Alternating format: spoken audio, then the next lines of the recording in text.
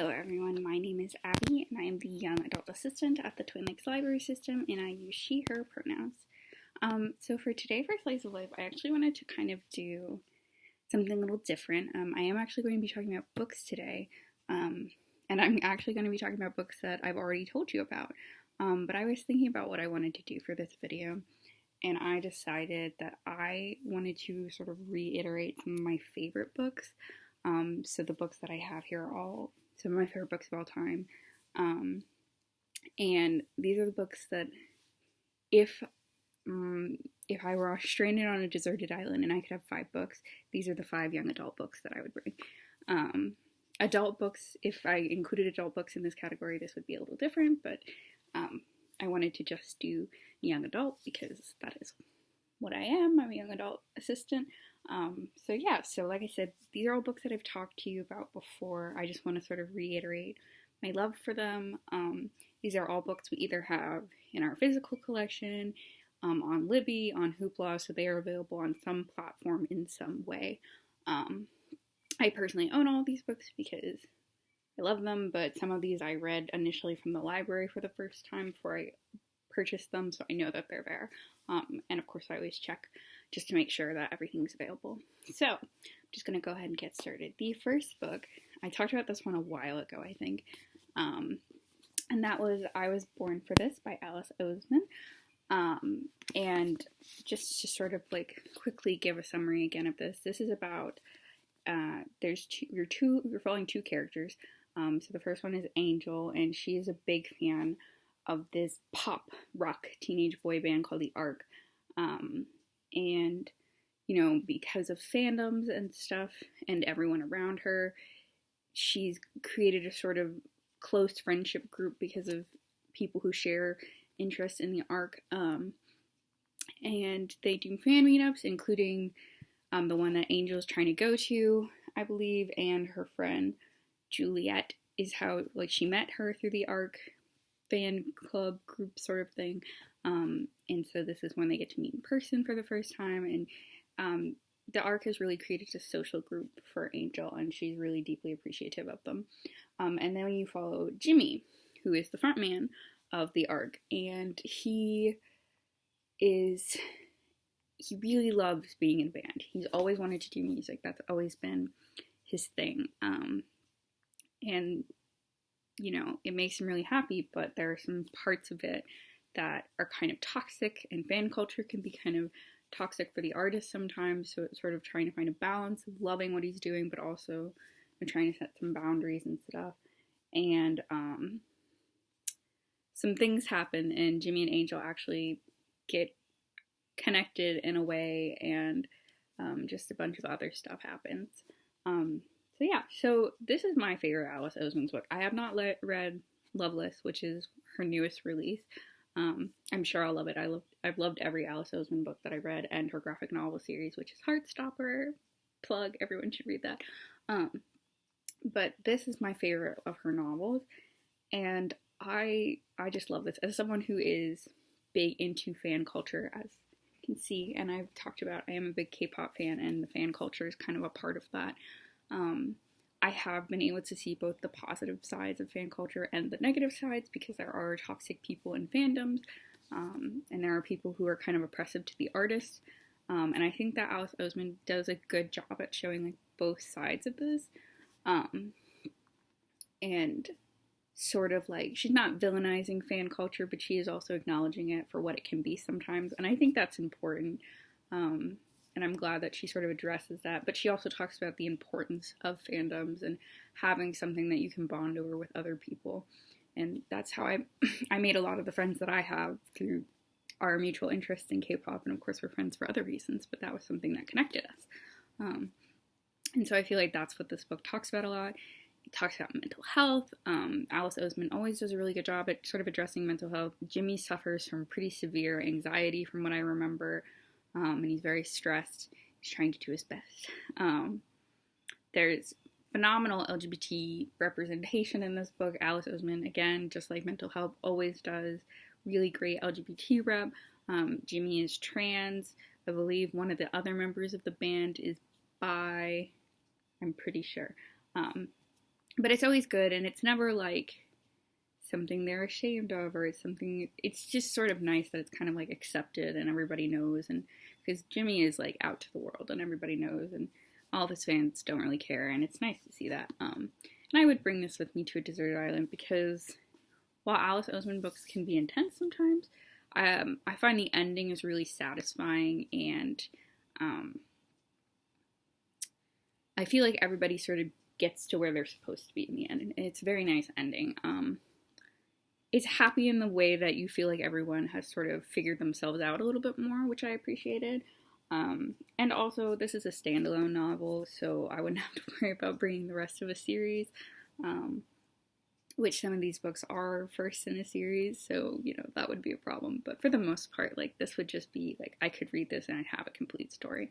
And I just love it. I love Alice Oseman's writing. I love her characters. They're all very realistic. So this would be the first book I would bring. The second book I would bring, I talked to you about this one very recently, is A Song of Race and Ruin. The beautiful cover again. I will talk about it for the rest of my life. And I talked about this more recently, so I'm not going to give a big summary, but as you know, there are two main characters, Karina and Malik. They both are in very tense situations that require one of them to kill someone, Malik being Karina being whoever wins this competition that Malik has entered into. There's a lot of magic, it's a really cool fantasy world, a bunch of different stuff. I loved this book. Like I said, this is my favorite book of 2020. The second book, I think this is only going to be a duology. The second book hasn't come out, so I can't really say this, but I'm pretty sure if I love the second book as much as I love this book, this will be my favorite series of all time, which be taking away the spot from The Cruel Prince, which if anyone who knows me will tell you I love The Cruel Prince. That's one of my favorite series. But this one just captivated me. I think the fantasy world is so interesting. It's so nice to see a fantasy world not sort of set in Eurocentric places, and I just love the characters so much. I think about this book every day. Oh, by the way, this is by Roseanne A. Brown, if I hadn't said it already. Like I said, I think about this book every day. I remember very specific lines from this book, and they're in my head constantly. Like I said last time, there's a quote that the first time I read it, I was like, wow, this is going to stay with me forever. And it has. I still think about it. And I just think that the dynamic between the two of them is so fascinating.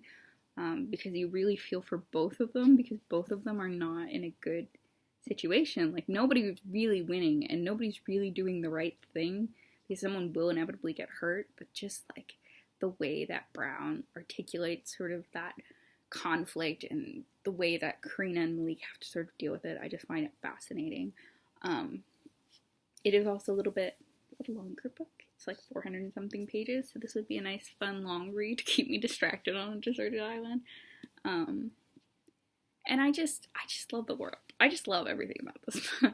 I don't really have a way to properly articulate like how much I love this book, but I love it so much. I read it in 3 days the first time I read it, and I would really love to reread it soon and like go back and re-experience the magic I felt. I just don't feel like I read a fantasy book that's this good in such a long time, and that's high praise because I read a lot of fantasy. There's just something about it that's so gripping and wonderful, and I think everyone should read this. I'm making my best friend read this right now, and she's really enjoying it. She's a big Karina fan, so yay. But yeah, I think everyone should read this book, and I would definitely want to bring it with me on a deserted island because I cannot imagine like never being able to read these characters again. I think they're fascinating and wonderful and magical and all the perfect things. And like I said, I think this is probably going to be my favorite fantasy series of all time. Of course, the second book hasn't come out, but I imagine it'll be as good. It's been delayed because the author wants to make sure it's really good, so I think it's gonna be great. Yeah, so that's the second one I would bring with me. The third one, which I'm sure we're all going to be surprised by, is an Elizabeth Acevedo book, and that is With the Fire on High. And it's interesting because I love all three of Elizabeth Acevedo books. I don't think that any one of them is weaker than the other. This is her only book in prose and tends to be people's actually least favorite by her. Personally, I love this story. I think it's wonderful.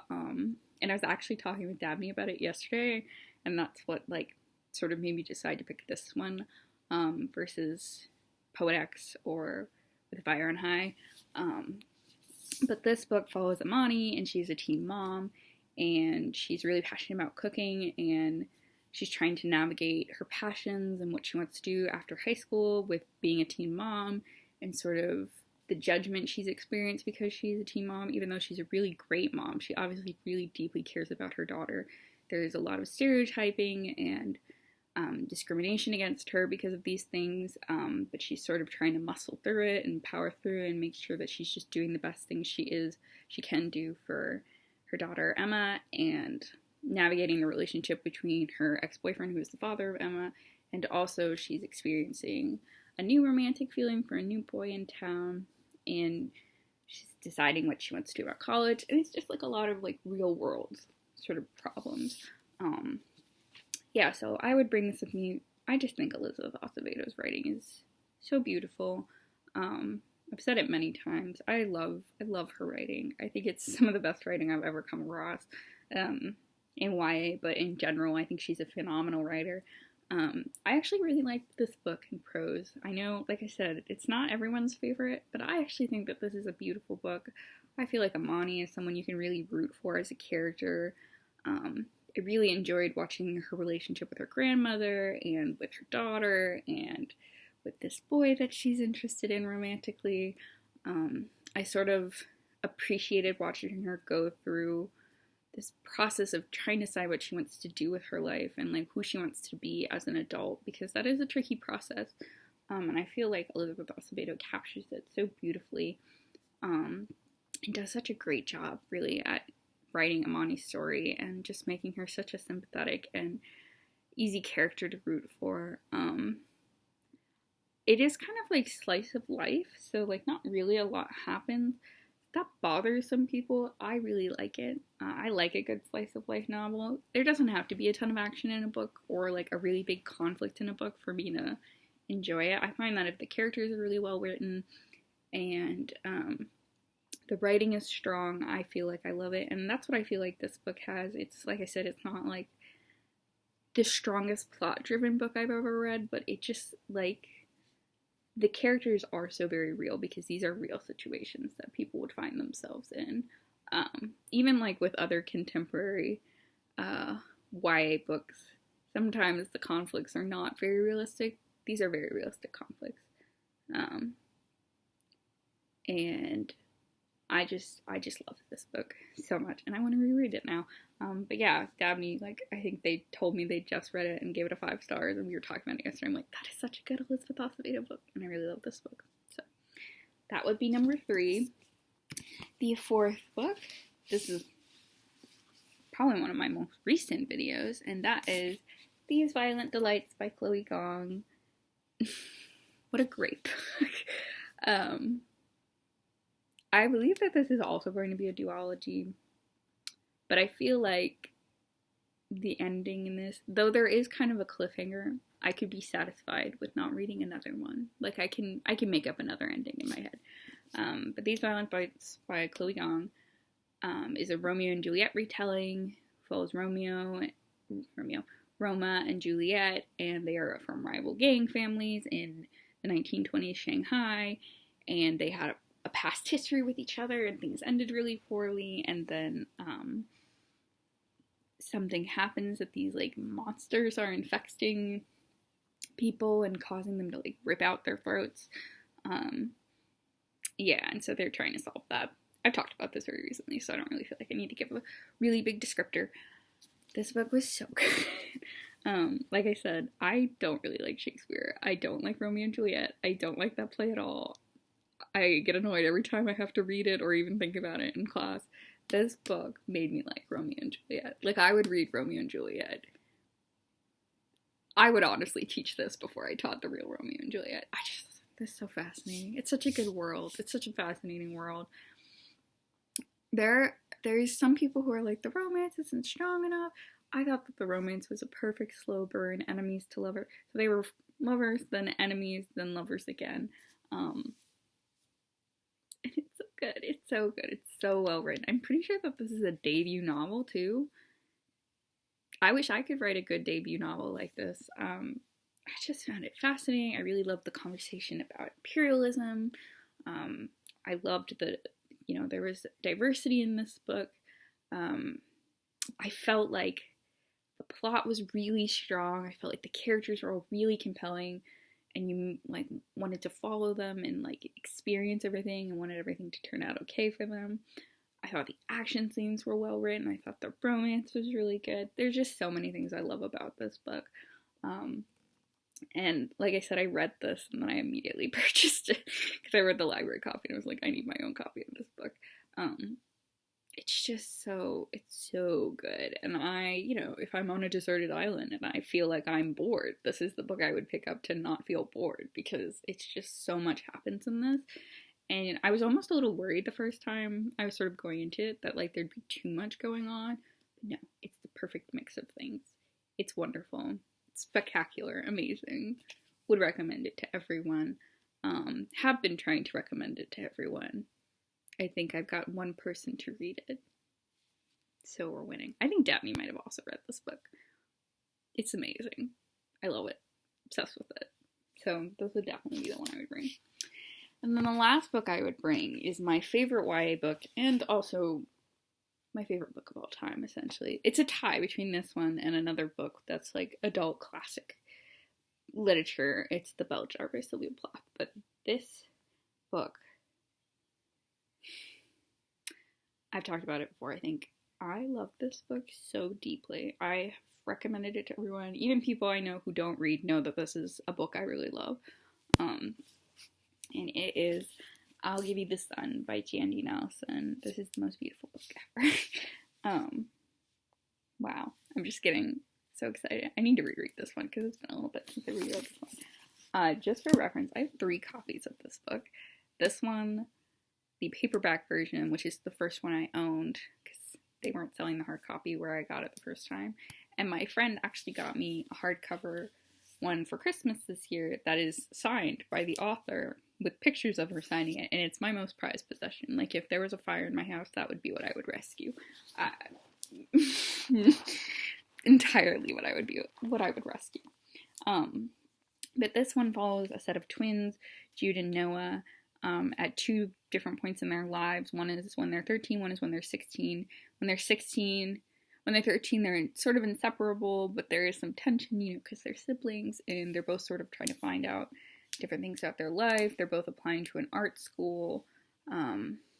Noah he's interested in this new boy in town and might be developing romantic feelings for him.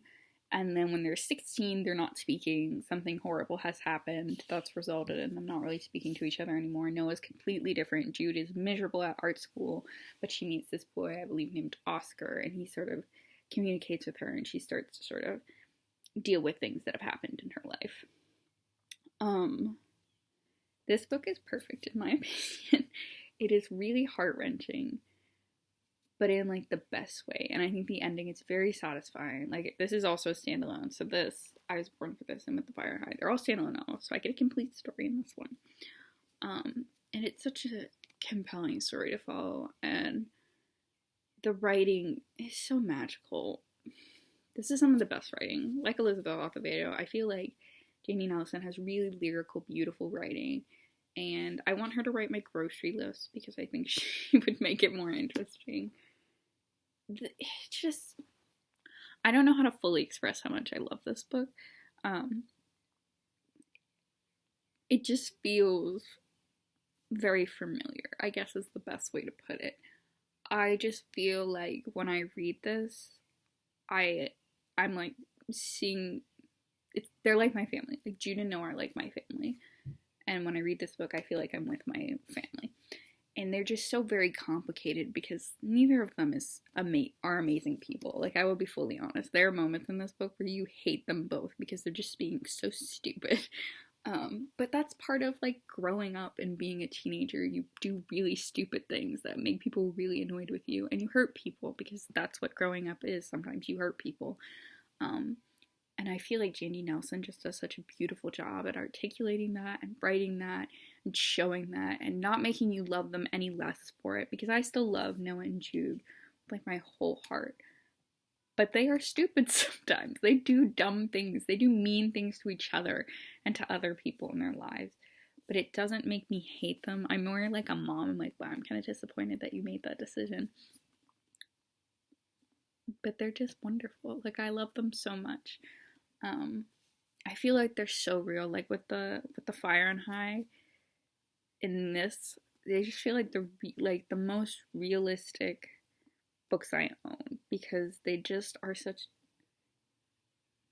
real characters, and real trauma has happened to them, and real conflict is there, and they're trying to navigate really tough situations with grief and with relationships and with each other and sort of who they are as people.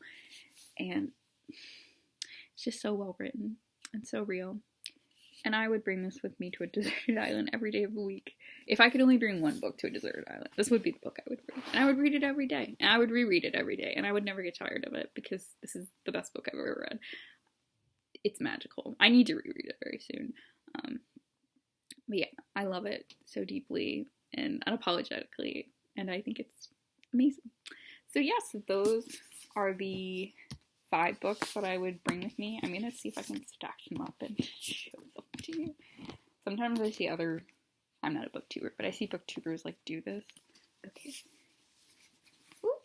Okay, that's it. These are all the books I would bring with me on a deserted island. So yeah, I hope if you hadn't decided or were kind of on the fence about picking one of these up, I hope that this has motivated you to maybe reconsider and pick these books up. So yeah, I hope everyone has a good day. Bye.